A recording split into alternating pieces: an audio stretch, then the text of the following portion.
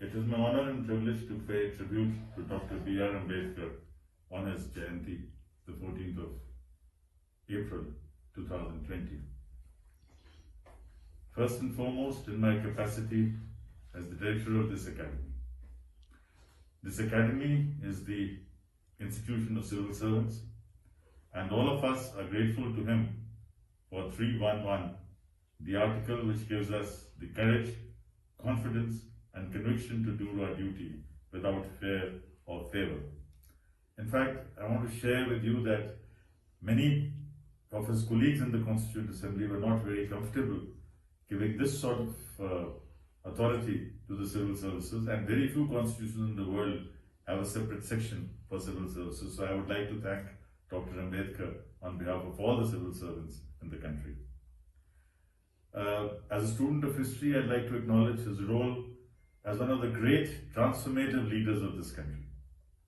Not only was he able to understand social reality, he was also able to put forward a practical and a pragmatic political formulation on the issues which concern the country. I acknowledge him as one of the greatest organic intellectuals of this country.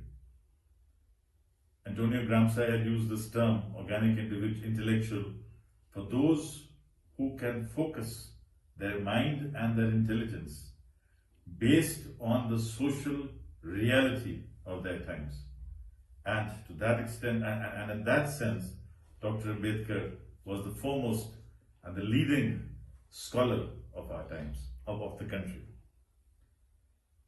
I compliment him as a great writer, as a great thinker, and not only did he write extensively, he inspired a lot of others. And post Ambedkar, post his death, so much of Dalit literature, so much of writing about caste, about untouchability, about women, about gender, about social reality is the consequence of Dr. Ambedkar's thought, and therefore I salute him for that as well. I would finally like to mention that I owe a lot of debt to Dr. Ambedkar for having liberated my own mind.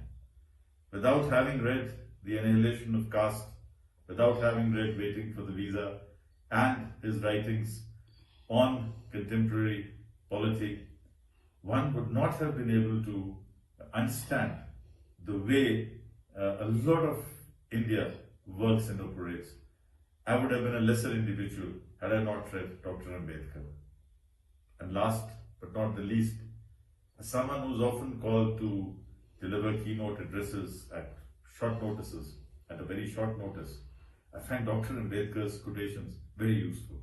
One can always quote him on several aspects of the Indian reality at that time, about social thinking, about religion, about caste, about discrimination, and mostly, and most importantly, about how one has to be rooted in the ground and mentally free.